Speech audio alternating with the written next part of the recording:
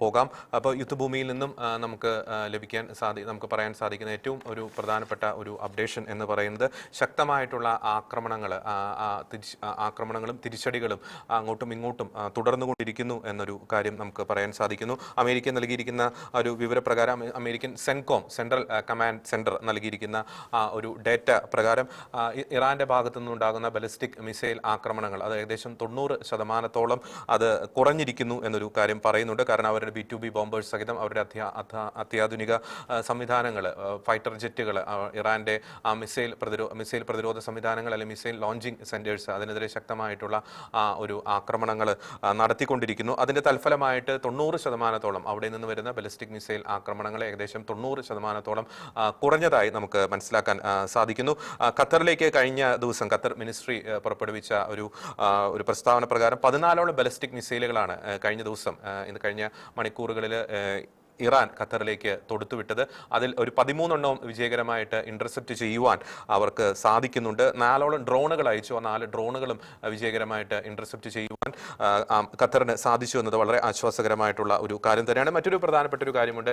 സംഘർഷം ആരംഭിച്ച ആ നാൾ മുതൽ നിരവധി ഇസ്രായേൽക്കാർ പല രാജ്യങ്ങളിൽ കുടുങ്ങിക്കിടക്കുന്ന ഒരു സ്ഥിതിവിശേഷം ഉണ്ടായിരുന്നു. അതിന്റെ തൽഫലമായിട്ട് ഒരു ഇവാക്യുവേഷൻ മിഷൻ ഇസ്രായേൽ ആരംഭിച്ചിരുന്നു. അതിന്റെ തൽഫലമായി ഏകദേശം 20,000 ഇസ്രായേൽക്കാരെ വിവിധ നാടുകളിൽ നിന്നും ഈ ദിവസങ്ങളിൽ ഇസ്രായേലിലേക്ക് തിരികെ എത്തിക്കുവാൻ ഇസ്രായേലിന് സാധിച്ചു എന്നത് എടുത്തു പറയേണ്ട ഒരു കാര്യം തന്നെയാണ്. ഇനിയും 10,000-കണക്കിന് ഇസ്രായേലികൾ വിവിധ രാജ്യങ്ങളിൽ കുടുങ്ങിക്കിടക്കുന്നുണ്ട്. അവരും നാട്ടിലേക്ക് തിരിച്ചു വരാൻ ആഗ്രഹിക്കുന്നുണ്ട്. അവരെയും നാട്ടിലേക്ക് തിരിച്ചെത്തിക്കുവാനുള്ള നടപടികൾ എത്രയും വേഗം തന്നെ ആരംഭിച്ചുകൊണ്ടിരിക്കുന്നു എന്ന ഒരു വാർത്ത തന്നെയാണ് ഈ ഒരു ഘട്ടത്തിൽ നമുക്ക് നൽകാൻ സാധിക്കുന്നത്. അപ്പോൾ ഇറാന്റെ ഭാഗത്തു നിന്നുള്ള ആക്രമണങ്ങൾ തുടരുന്നുണ്ട്.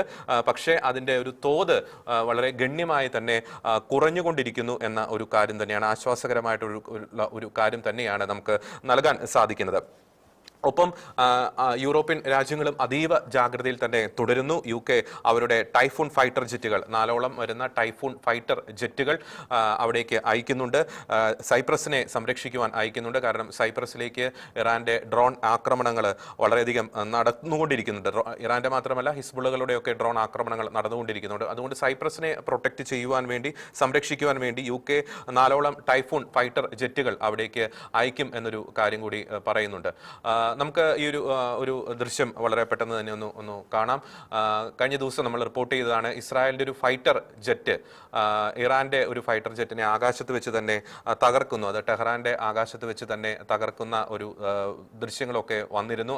ഏറ്റവും ഒടുവിൽ IDF പുറത്തുവിട്ട ദൃശ്യങ്ങളാണ് പ്രേക്ഷകർ കാണുന്നത്. യാക് 130 എന്ന് പറയുന്ന ഇറാന്റെ ഫൈറ്റർ ജെറ്റുകൾ, റഷ്യൻ നിർമ്മിത ഫൈറ്റർ ജെറ്റ്, അത് ഇസ്രായേലിന്റെ F-35 ആ ഒരു ഫൈറ്റർ ജെറ്റ് ആകാശത്ത് വെച്ച് തന്നെ തകർക്കുന്ന ഒരു കാഴ്ചയാണ് പ്രേക്ഷകർ കാണുന്നത്. ടെഹ്റാന്റെ ആകാശത്തിന്റെ മുകളിൽ വെച്ചാണ് ആ ഒരു ആക്രമണം ഉണ്ടായത്. കഴിഞ്ഞ ദിവസം നമ്മൾ ആ വാർത്ത റിപ്പോർട്ട് ചെയ്തിരുന്നു. അത് കഴിഞ്ഞ മണിക്കൂറുകളിലാണ് IDF അതിന്റെ ഒരു ദൃശ്യം പുറത്തുവിട്ടത്. ടെഹ്റാന്റെ ആകാശത്ത് വെച്ച് തന്നെ ഇറാന്റെ ഒരു ഫൈറ്റർ ജെറ്റ് ഇസ്രായേലിന്റെ ഒരു ഫൈറ്റർ ജെറ്റിന്റെ ഒരു ആക്രമണത്തിന്റെ തലഫലമായി തകർന്ന് തരിപ്പണമാകുന്ന ഒരു കാഴ്ച തന്നെയാണ്, ആ ഒരു ദൃശ്യമാണ് പ്രേക്ഷകർ കാണുന്നത്. ഒപ്പം നമുക്കറിയാവുന്നതുപോലെ നേരത്തെ ജോയ്സ് റിപ്പോർട്ട് ചെയ്തൊരു കാര്യമുണ്ട്. അമേരിക്ക ഇറാന്റെ എയർക്രാഫ്റ്റുകൾക്ക് നേരെ, അവരുടെ ഡ്രോൺ കാരിയർ ആയിട്ടുള്ള കപ്പലുകൾക്ക് നേരെ ശക്തമായിട്ടുള്ള ഒരു ആക്രമണം നടത്തിയിരുന്നു. അതിന്റെ ദൃശ്യങ്ങൾ US സെൻട്രൽ കമാൻഡ് പുറത്തുവിട്ടിരുന്നു. ആ ഒരു ദൃശ്യങ്ങൾ കൂടി നമുക്ക് കാണാം. ഈ ഹാങ്ങറുകളിൽ നിർത്തിയിട്ടിരിക്കുന്ന ഈ ഫ്ലൈറ്റുകൾക്ക് നേരെ അല്ലെങ്കിൽ യുദ്ധ വിമാനങ്ങൾക്ക് നേരെ ശക്തമായിട്ടുള്ള ആക്രമണം US മിലിറ്ററി നടത്തുന്നതിന്റെ ദൃശ്യങ്ങൾ കൂടി പ്രേക്ഷകർക്കായിട്ട് ലഭ്യമാക്കുന്നു. നമുക്ക് ആ ദൃശ്യങ്ങളിലേക്ക് വളരെ പെട്ടെന്ന് തന്നെ വരാം. അത് കഴിഞ്ഞ മണിക്കൂറുകളിലാണ് US സെൻട്രൽ കമാൻഡ് പുറത്തുവിട്ടത്. ആ ദൃശ്യങ്ങളാണ് പ്രേക്ഷകർ കാണുന്നത്. ഇറാന്റെ വിവിധ യുദ്ധവിമാനങ്ങൾ, അത് അമേരിക്കൻ വ്യോമസേന എയർഫോഴ്സ് തകർക്കുന്നതിന്റെ ദൃശ്യങ്ങളാണ് കാണുന്നത്. അത് കഴിഞ്ഞ ദിവസമാണ് സെൻട്രൽ കമാൻഡ് പുറത്തുവിട്ടത്. മറ്റൊരു ദൃശ്യം നമുക്ക് ഒന്ന് കാണാം. അതായത് നേരത്തെ പറഞ്ഞതുപോലെ ഇറാന്റെ ഒരു ഡ്രോൺ കാരിയർ ആയിട്ടുള്ള അവരുടെ വളരെ പ്രധാനപ്പെട്ട ഒരു കപ്പൽ, ഷാഹിദ് ബഘേരി എന്ന് പറയുന്ന ആ ഒരു കപ്പൽ, ആ ഒരു ഡ്രോൺ കാരിയറിന് നേരെ നടത്തിയ ഒരു ആക്രമണത്തിന്റെ ദൃശ്യം കൂടി US സെൻട്രൽ കമാൻഡ് വിട്ടിട്ടുണ്ട്. അപ്പോൾ കഴിഞ്ഞ ദിവസം അവർ പുറപ്പെടുവിച്ച ഒരു പ്രസ്താവന പ്രകാരം ഇറാന്റെ ഏകദേശം 30ഓളം യുദ്ധ കപ്പലുകളാണ് ഈ ദിവസങ്ങളിൽ തകർത്ത് തരിപ്പണമാക്കുവാൻ US-ന് സാധിച്ചത്. നമുക്ക് ആ ദൃശ്യങ്ങൾ കൂടി കാണാം. ഇറാന്റെ വളരെ പ്രധാനപ്പെട്ട ഡ്രോൺ കാരിയർ, ഈ രണ്ടാം ലോക മഹായുദ്ധ കാലഘട്ടത്തിൽ ഒരു എയർക്രാഫ്റ്റ് കാരിയറിൻ്റെ ഒരു വലുപ്പം, ആ കാലഘട്ടത്തിലുണ്ടായിരുന്ന എയർക്രാഫ്റ്റ് കാരിയറിൻ്റെ ഒരു വലുപ്പത്തിലുള്ള ഒരു ഡ്രോൺ എയർക്രാഫ്റ്റ് കാരിയർ അത് തകർക്കുന്നതിൻ്റെ ദൃശ്യങ്ങളാണ് കാണുന്നത്. സെൻട്രൽ കമാൻഡ് പുറത്തുവിട്ട ആ ഒരു ദൃശ്യമാണ് കാണുന്നത്. ഷാഹിദ് ബഗേരി എന്ന് പറയുന്ന ഇറാൻ്റെ ആ ഒരു ഡ്രോൺ എയർക്രാഫ്റ്റ് കാരിയർ, ഡ്രോണുകളൊക്കെ ലോഞ്ച് ചെയ്യാൻ ഒരു കേപ്പബിലിറ്റിയുള്ള ഡ്രോൺ എയർക്രാഫ്റ്റ് കാരിയറിന് നേർക്ക് നടത്തിയ ഒരു ആക്രമണമാണ് കാണുന്നത്.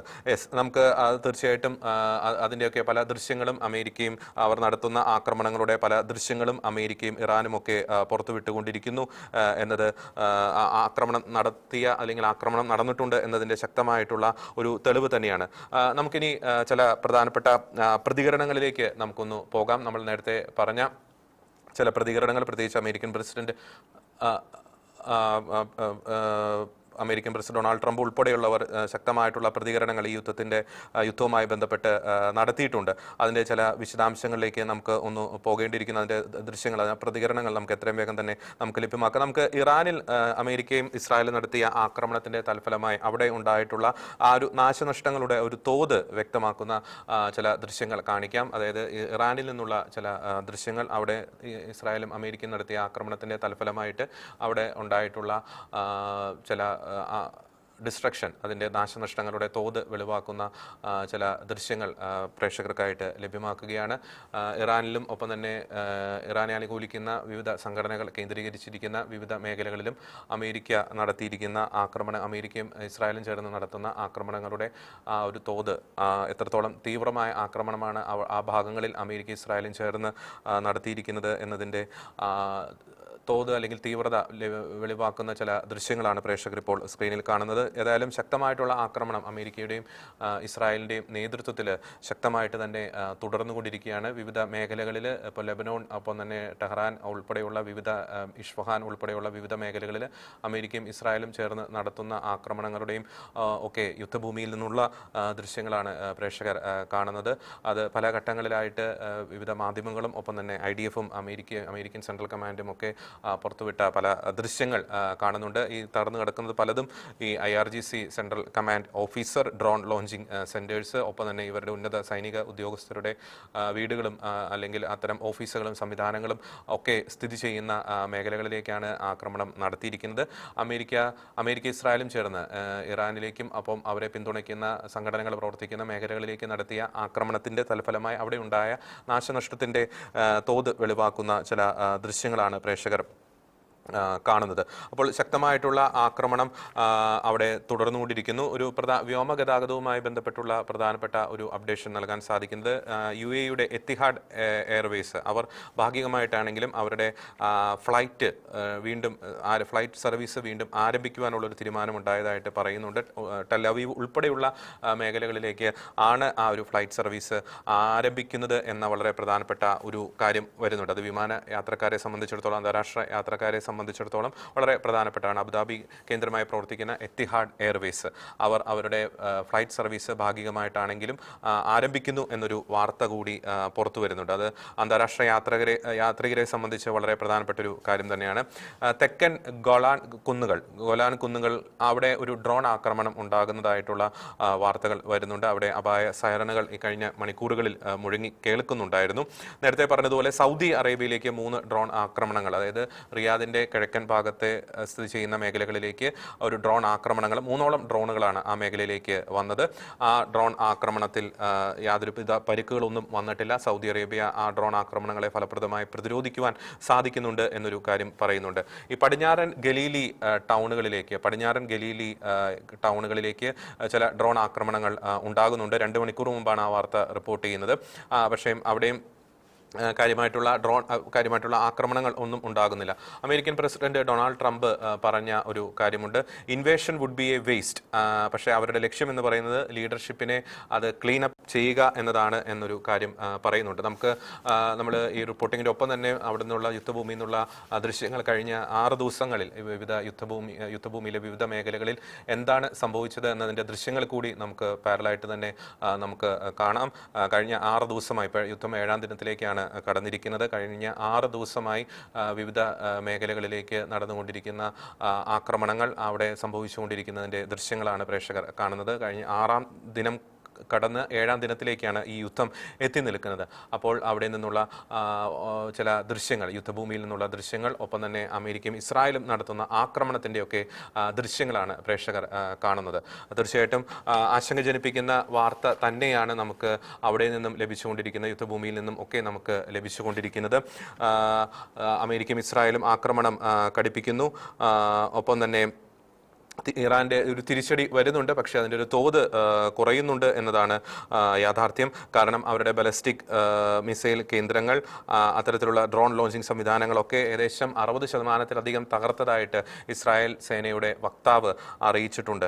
അത് തീർച്ചയായിട്ടും ഇനി ഇറാൻ അത് ഓരോ ദിവസം കഴിയും തോറും ദുർബലപ്പെട്ടുകൊണ്ടിരിക്കുന്നു എന്ന ഒരു കാര്യമാണ് ഈ ഒരു ഘട്ടത്തിൽ പുറത്തു വന്നുകൊണ്ടിരിക്കുന്നത്. ഇറാൻ ഓരോ ദിവസം കഴിയും തോറും ദുർബലപ്പെട്ടുകൊണ്ടിരിക്കുന്നു, അവരുടെ ആക്രമണങ്ങൾ കുറഞ്ഞുകൊണ്ടിരിക്കുന്നു. ഏറ്റവും ഒടുവിൽ അമേരിക്കൻ പ്രസിഡന്റ് ഡൊണാൾഡ് ട്രംപ് പറഞ്ഞ ഒരു കാര്യമുണ്ട്. കുർദുകളോട് അവരെ ആക്രമണത്തിന് തയ്യാറാകുവാൻ വേണ്ടി ഒരു ആഹ്വാനം നൽകുന്ന രീതിയിൽ ഒരു പ്രസ്താവന ട്രംപിന്റെ ഭാഗത്തു നിന്ന് ഉണ്ടായതായിട്ടുള്ള വാർത്തകൾ റോയിട്ടേഴ്സ് റിപ്പോർട്ട് ചെയ്യുന്നുണ്ട്. അത് ശരിവെക്കാമെങ്കിൽ അമേരിക്ക ഡയറക്റ്റായിട്ട് അല്ലെങ്കിലും ഒരു ഗ്രൗണ്ട് അറ്റാക്ക്, അതിനുള്ള ഒരു ആഹ്വാനം ട്രംപ് നൽകുകയാണ് എന്നതിൻ്റെ ഒരു സൂചന തന്നെയാണ്. നമുക്കത് സ്ഥിരീകരിക്കേണ്ടിയിരിക്കുന്നു. കാരണം കുർദുകളോട് ഒരു അറ്റാക്ക് ആരംഭിക്കുവാൻ, അത് കുർദുകളെ അറ്റാക്ക് ചെയ്യുന്നവർ കരമാർഗമായിരിക്കും. അപ്പോൾ ബൂട്ട്സ് ഓൺ ഗ്രൗണ്ട് ഇറാൻ ഏറ്റവും കൂടുതൽ ആഗ്രഹിക്കുന്നത് ഇതാണ്. അമേരിക്ക ഇസ്രായേലിനെയും ഏത് വിധേനയും ഈ കരമാർഗം ആക്രമണം നടത്തുവാൻ പ്രേരിപ്പിക്കുക എന്നൊരു കാര്യം തന്നെയാണ് അമേരിക്കയും ഇസ്രായേലും ആഗ്രഹിക്കുന്നത്. ഇറാൻ ആഗ്രഹിക്കുന്നത്. അമേരിക്കയും ഇസ്രായേലും ഏത് വിധേനയും ഒരു കരാക്രമണം നടത്തുവാനാണ് ഇറാൻ ആഗ്രഹിക്കുന്നത്. അതിനാൽ കാരണം അമേരിക്ക ഗ്രൗണ്ടിൽ ഇറങ്ങിക്കഴിഞ്ഞാൽ, കാരണം ഇറാന്റെ ഒരു ജോഗ്രഫിക്കൽ ലൊക്കേഷൻ, ആ സാഹചര്യങ്ങൾ അതൊക്കെ കണക്കിലെടുത്ത് അത് അവിടെ ഒരു കരയുദ്ധം ജയിക്കുക എന്നത് ഒരു അത്ര ബുദ്ധിമുട്ടേറിയ ഒരു കാര്യം തന്നെയാണ്. അതുകൊണ്ട് ഏത് വിധേന അവരെ കരയിലേക്ക് കൊണ്ടുവരിക എന്നത് ഇറാൻ ആഗ്രഹിക്കുന്ന ഒരു കാര്യം തന്നെയാണ്. അപ്പോൾ അതുകൊണ്ട് തന്നെ ഒരു കരയുദ്ധം ഇറാൻ ആഗ്രഹിക്കുന്നത്. അതിൻ്റെ ഫലമായിട്ടാണ് ഇവർ ഇങ്ങനെ പ്രകോപനങ്ങൾ, പ്രസ്താവനകളിലൂടെയും മറ്റും വലിയ രീതിയിലുള്ള പ്രകോപനങ്ങളൊക്കെ ഇറാൻ സൃഷ്ടിച്ചുകൊണ്ടിരിക്കുന്നത്. അപ്പോൾ പക്ഷേ അമേരിക്കയും ഇസ്രായേലും ആ ഒരു കരയുദ്ധം, അവരുടെ സൈന്യത്തെ അവിടേക്ക് ഇറക്കി ഒരു കരയുദ്ധം ആരംഭിക്കാനുള്ള സാധ്യത വളരെ കുറവ് തന്നെയാണ്. പക്ഷേ അതിന് പകരമാണ് ഈ കുർദുകളെ ഗ്രൗണ്ടിലേക്ക് ഇറക്കി ഇറാന് നേർക്കൊരു അറ്റാക്ക് നടത്തുവാൻ അമേരിക്ക ആഗ്രഹിക്കുന്നത്. അമേരിക്കൻ പ്രസിഡന്റ് ഡൊണാൾഡ് ട്രംപ് നമ്മൾ നേരത്തെ പറഞ്ഞതുപോലെ കഴിഞ്ഞ മണിക്കൂറുകളിൽ നടത്തിയ